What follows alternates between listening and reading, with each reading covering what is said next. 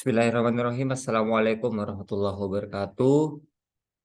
Pada kesempatan kali ini saya akan menjelaskan video tentang Project Based Learning khususnya di Al-Islam Kemuhamadian 3 atau AIK 3, yang mana yang akan saya jelaskan adalah mengenai petunjuk pelaksanaan dan petunjuk teknis Program Based Learning atau PJBL AIK 3. Nah, namun sebelum masuk ke video petunjuk pelaksanaan,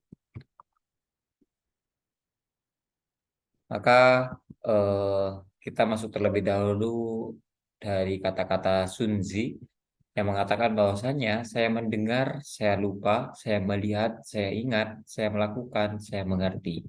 Artinya apa? Kalau hanya mendengar, maka itu akan mudah dilupakan. Kalau hanya melihat, kita hanya ingat saja. Tapi kalau misalkan kita sudah melakukan, langsung terjun ke lapangan, maka besar kemungkinan kita bisa langsung mengerti karena kita yang akan mengimplementasikan sendiri. Makanya project based learning ini nanti akan ada sasaran secara langsung yang nanti sebenarnya bisa ke sekolah-sekolah, kemudian amal usaha, dan lain sebagainya. Pertama mengenai model PJBL AIK 3, yang mana proyek AIK 3 ini merupakan kegiatan pembelajaran yang berdasarkan aktivitas nyata mahasiswa untuk terlibat dalam kegiatan komunitas sasaran proyek hingga upaya penyelesaian masalah di masyarakat sesuai nilai-nilai Al-Islam dan Kemuhammadiyahan.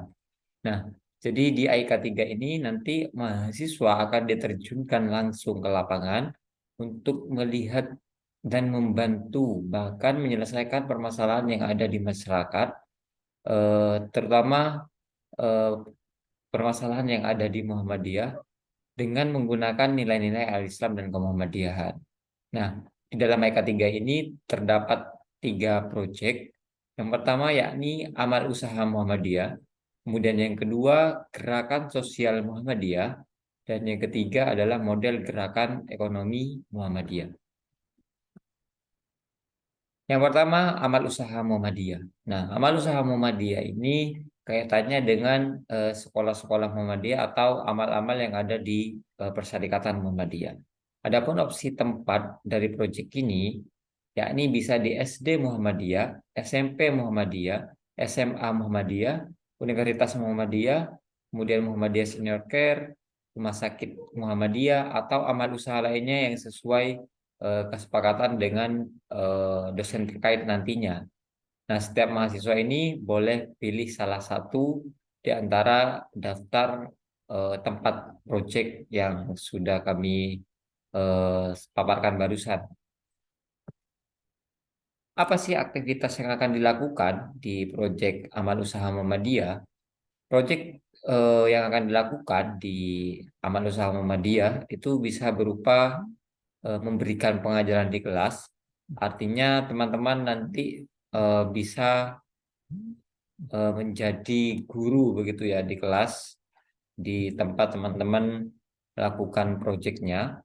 Kemudian yang kedua bisa membantu administrasi, kemudian juga terlibat dalam aktivitas pelayanan umum, terlibat dalam aktivitas keagamaan, terlibat dalam aktivitas branding atau promosi lembaga, dan aktivitas lain yang melibatkan mahasiswa dalam kegiatan lembaga. Jadi teman-teman ini bisa dijadikan contoh aktivitas atau opsi ketika teman-teman mau ngapain sih di proyek amal usaha Muhammadiyah nantinya begitu ya. Oke, itu yang pertama. Kemudian yang kedua ada gerakan sosial Muhammadiyah. Nah, di gerakan sosial Muhammadiyah ini tentunya berkaitan dengan interaksi kita terhadap sosial, yang sasarannya itu nanti sebenarnya bisa di Panti Asuhan Muhammadiyah di Surabaya, ada di Tambak Sari, kemudian Pakis, Mampir, Rungkut, Kenjeran, Bratajaya, Karangpilang, dan lain sebagainya. Serta opsi-opsi tempat lain, tempat sosial lainnya yang berafiliasi dengan Muhammadiyah. Nah, aktivitasnya apa aja? Contoh aktivitas pada proyek gerakan sosial ini juga bisa menggunakan sistem pengajaran ke panti asuhan begitu, kemudian juga bisa membantu secara administrasi, kemudian terlibat dalam aktivitas pelayanan umum, terlibat dalam aktivitas pembinaan adik-adik panti asuhan, kemudian galang dana, terlibat dalam aktivitas branding dan promosi lembaga, serta banyak aktivitas lain yang sekiranya itu menjadi gerakan sosial, terutama gerakan sosial yang ada di Muhammadiyah, begitu ya. Nah, kemudian yang selanjutnya, yang ketiga, proyek yang ketiga yakni model gerakan ekonomi Muhammadiyah. Nah, kalau bicara ekonomi, mungkin ada beberapa tempat yang bisa dijadikan tempat sasaran, yakni ada Surya Mart UM Surabaya, kemudian Daya Matahari Utama, PWM Jatim, SPBU di Bojonegoro, kemudian Taman Rekreasi Sekaling, Hotel Kapal UMM, dan amal usaha lainnya yang itu juga miliknya Muhammadiyah. Namun pada ketiga proyek ini kami sarankan alangkah lebih baiknya di Surabaya karena mahasiswa masih eh, dalam proses kuliahan secara offline. Jadi untuk mempermudah kami sarankan untuk tempat sasarannya di Surabaya saja. Nah, aktivitasnya apa saja? Aktivitasnya bisa dengan membantu administrasi, kemudian juga terlibat dalam aktivitas peningkatan pelayanan konsumen, kemudian juga aktivitas branding atau promosi lembaga, pelatihan dan pendampingan peningkatan etos kerja, kemudian juga ada peningkatan manajemen lembaga, dan aktivitas lainnya yang itu juga melibatkan mahasiswa dalam kegiatan ekonomi tersebut. Nah, inilah tiga jenis proyek yang teman-teman nanti bisa kerjakan dan bisa lakukan yang langsung nanti ditunjuk langsung oleh dosen AIK-nya masing-masing. Kemudian petunjuk pelaksanaan proyek. Nah, LKM proyek ini sebenarnya kan diberikan saat pertemuan pertama AIK. Kemudian pertemuan pertama AIK itu berisi terkait penjelasan LKM, kemudian penilaian, pembagian kelompok proyek, dan petunjuk pengerjaan proyek. Jadi di LKM itu sudah komplit, sudah lengkap teman-teman. Dan nanti teman-teman setelah itu akan ditentukan topik proyeknya. Jadi dosen yang akan menentukan topik proyeknya. Nanti teman-teman apakah ditempatkan di amal usaha Muhammadiyah atau di proyek gerakan ekonomi atau di proyek gerakan sosial. Dan juga mengenai pembagian kelompok, yang akan membagi kelompoknya adalah dosen AIK terkait. Yang mana untuk jumlah kelompoknya itu terdiri dari 2 sampai 3 orang, minimalnya 2 orang, maksimalnya 3 orang. Nah, bukan berarti karena jumlah kelompoknya 2 sampai 3 orang, teman-teman nanti akan dipilihkan lebih dari satu proyek, tidak. Akan tetapi mahasiswa hanya diperbolehkan nanti mendapatkan satu proyek saja, sesuai pembagian dari dosen AIK terkait. Nah, setiap proyek dibahas dan didiskusikan saat pertemuan sesuai tema materi. Kemudian durasi melakukan proyeknya minimal 20 jam. Nah, 20 jam ini tidak harus dilakukan selama 1 hari saja. Akan tetapi bisa dilakukan selama beberapa hari. Misalkan mau dilakukan selama 10 hari, berarti satu harinya bisa 2 jam. Kenapa demikian? Ini juga biar tidak mengganggu proses perkuliahannya teman-teman, begitu ya. Kemudian untuk waktu pengerjaan proyek, ini dilaksanakan dari awal pertemuan sampai topik proyek tersebut dilaksanakan. Jadi saat ini pun teman-teman bisa langsung melakukan proyek di sasaran yang telah ditentukan, begitu ya. Nah, untuk kesasaran tersebut maka harus ada surat pengantar yang nanti akan dibuatkan oleh LPIK. Teman-teman nanti tinggal ngisi Google Form, tujuannya mau kemana, nanti untuk suratnya dibuatkan oleh LPIK. Nah, Adapun petunjuk dalam pembagian kelompok ini sebagai contoh saja. Contoh misalkan dalam satu kelas jumlah mahasiswanya 35 orang. Nah, 35 mahasiswa ini dibagi menjadi tiga, artinya nanti akan 11 kelompok, 7 kelompok. 11 kelompok kita kalikan 3 sehingga ketemu 33 orang dan dua mahasiswa sisanya menjadi satu kelompok. Jadi total ada 12 kelompok. Jadi kalau misalkan nanti pembagiannya ada yang tiga, ada yang dua, itu tidak masalah. Yang penting tidak kurang dari itu dan tidak lebih dari tiga. Kemudian petunjuk pelaksanaan proyek. Nah, selain itu teman-teman akan ada output dari proyek tersebut, yakni tugas luaran, yang mana nanti dosen akan memilihkan salah satu jenis luaran terhadap beberapa kelompok atau dosen yang akan membagikan, yang mana dalam tugas luarannya ini ada dua. Yang pertama adalah artikel dan yang kedua adalah video, yang mana setiap kelompok itu hanya dikasih satu tugas saja. Itu kelompok, bukan individu.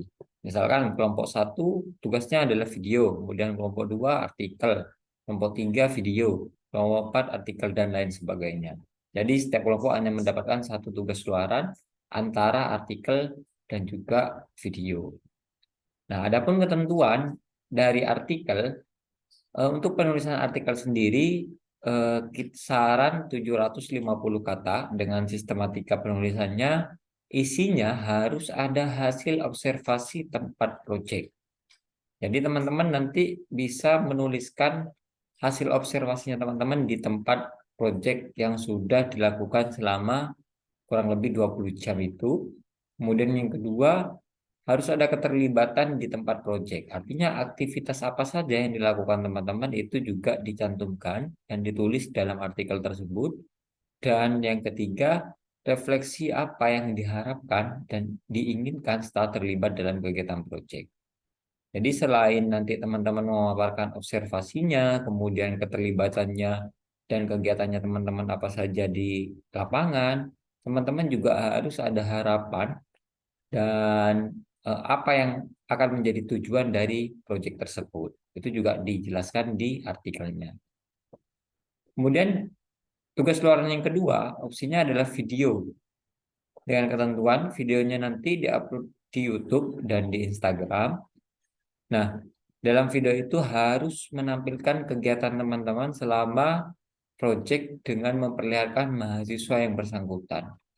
Jadi misalkan teman-teman mau bikin video, harus ada video bahwasanya teman-teman benar-benar melakukan hal tersebut di eh, tempat proyek teman-teman. Nah, untuk durasinya minimal 5 menit, maksimal 15 menit dengan hashtag LPAIK, kemudian hashtag UM Surabaya, hashtag nama dosen, dan hashtag project AIK UM Surabaya. Kemudian mahasiswa melakukan presentasi di kelas maksimal 10-15 menit per kelompok, menyesuaikan dengan jumlah kelompok yang ada. Nah, kemudian khusus proyek di AIK 3, mahasiswa yang tidak mendapatkan proyek sesuai tema saat perkuliahan tetap harus mengerjakan LKM berdasarkan studi pustaka. Jadi, LKM yang telah diberikan oleh dosen AIK terkait, teman-teman harus mengerjakannya semua. Kalaupun teman-teman tidak mendapatkan proyek tersebut, teman-teman harus mengerjakan berdasarkan studi pustaka. Misalkan teman-teman tidak dapat proyek gerakan ekonomi, tapi teman-teman dapatnya di AUM. Tidak apa-apa, teman-teman harus tetap mengerjakan LKM di proyek ekonomi dan proyek sosial. Pun sebaliknya, yang dapat proyek sosial juga harus mengerjakan tugas di AUM dan juga proyek ekonomi. Jadi begitu. Itu menjadi bagian dari dosen dan menjadi penilaian buat dosen yang kaitannya dengan nilainya teman-teman. Nah, ini untuk penilaian dosen. Waktu durasi itu minimal 20 jam. Nanti penilaiannya 40%. Kemudian untuk tugas luarannya itu berupa artikel atau videonya nanti dinilai 25%, presentasinya 35%. Jadi kalau dijumlah nanti ada 100%. Setelah ada kelompok yang presentasi proyek, mahasiswa yang tidak terlibat di lembaga tempat proyek tersebut harus menyampaikan satu pengalaman baru apa yang didapat, kemudian komentar dan saran. Nah, jadi teman-teman punya kewajiban juga untuk menyampaikan apa sih pengalaman baru yang didapat selama proyek itu berlangsung. Kemudian apa sih masukan dan saran atau komentar apa yang akan dilakukan teman-teman dalam proyek tersebut, baik itu dari segi proyeknya ataupun di tempat teman-teman nanti melakukan proyek. Nah, itu dari petunjuk pelaksanaan proyek dan petunjuk teknisnya. Setelah ini saya akan menjelaskan mengenai bagaimana teman-teman cara minta surat surat pengantar sekolah begitu ya teman-teman ya, atau pengantar ke sasaran proyek teman-teman. Nah, jadi kemarin kita sudah melampirkan dan mengirim link ke PJMK dan juga ke dosen AIK agar teman-teman lebih mudah dalam mengisi eh, surat begitu ya. Nah, ini contoh dari Google Form yang kita buat kemarin. Yang pertama, teman-teman berkewajiban untuk mengisi nama-nama anggota kelompok. Pastikan nama yang diisi adalah nama asli dan nama lengkap. Jadi jangan hanya nama panggilan, karena ini kaitannya nanti dengan surat yang akan teman-teman antarkan ke sasaran proyeknya.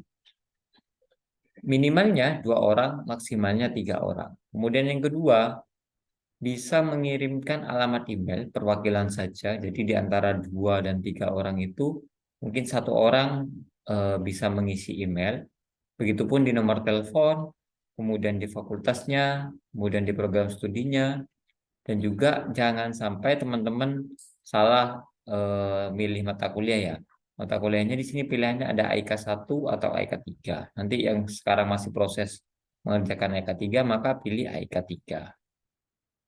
Ini ada semester, kemudian dosen pengampunya siapa, itu dicantumkan juga. Dan ini yang terakhir yang paling penting, sasaran tempat pelaksanaan Project Based Learning atau PJBL. Nah, di sasaran ini harus jelas dan lengkap. Jangan sampai teman-teman hanya mengisi sekolah Muhammadiyah atau hanya mengisi panti asuhan Muhammadiyah, tapi tidak tahu ini tempatnya yang dituju yang mana. Jadi usahakan untuk sasaran tempat pelaksanaan ini harus jelas. Misalkan sasaran tempat pelaksanaan PJBL-nya di SD Muhammadiyah 8 Surabaya, atau misalkan pas Panti Asuhan Muhammadiyah Semampir Surabaya. Jadi seperti itu ya teman-teman. Jangan hanya ngisi sekolah Muhammadiyah atau SD Muhammadiyah, SMA Muhammadiyah dan lain sebagainya. Nah, saya rasa itu yang dapat disampaikan mengenai Project Based Learning atau PJBL. Silakan setelah ini teman-teman bisa langsung mengisi Google Form yang telah kami kirimkan untuk teman-teman dapat dibuatkan surat pengantarnya. Dan mungkin itu yang dapat kami sampaikan. Terima kasih. Saya akhiri. Billahi fisabilil haq. Wassalamualaikum warahmatullahi wabarakatuh.